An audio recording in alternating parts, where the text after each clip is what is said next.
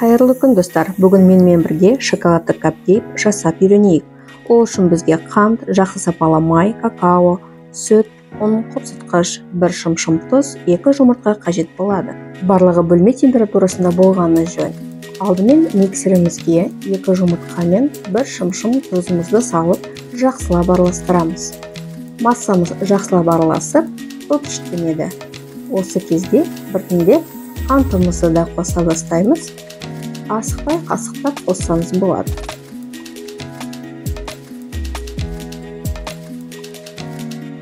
Массамыз дайын болғанша құрғақ ингредиенттерді өзара қосып, жақсылап араластырып, илеуіштен өткізіп алу керек. Міндетті түрде, себебі какаода өте көп түйіршіктер болады. Қант пен жұмыртқамыз жақсылап араласқанда массамыз ағарып, біраз үлкейеді. Осы сәтте майымызды да қосуға болады. Қайталап кетейін, бәрі комнаталық температурада болғаны жақсы. Массамыз араласып алғаннан кейін, енді сүт пен какаомызды біртіндеп 3 бөлікке бөліп қосамыз.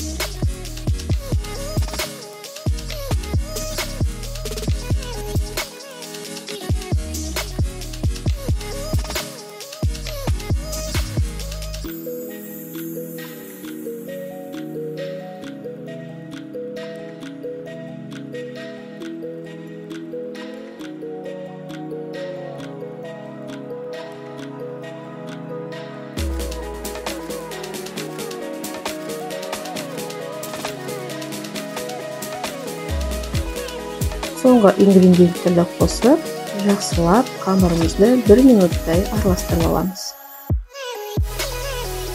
Осы сәтте өзіңізде бар формаларды дайындап алып, және қамырды ыңғайлы әдіспен құйсаңыз болады.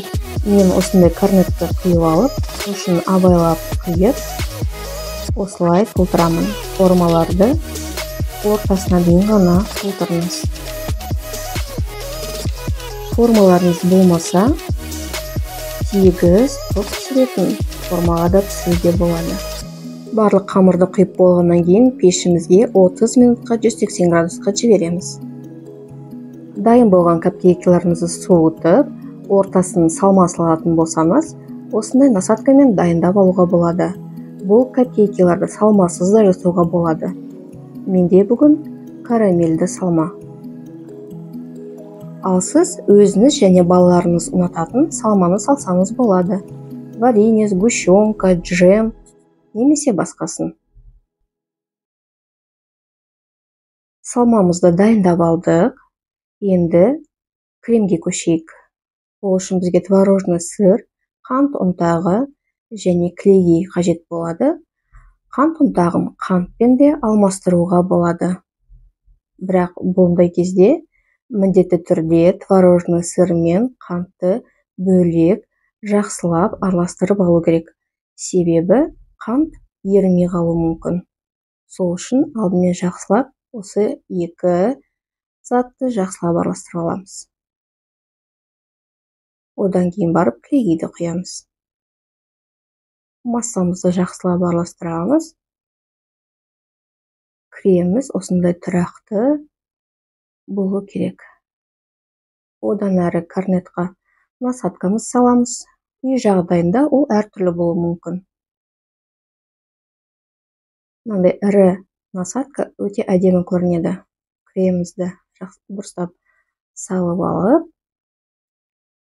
капкейктерімізді әдемілейміз.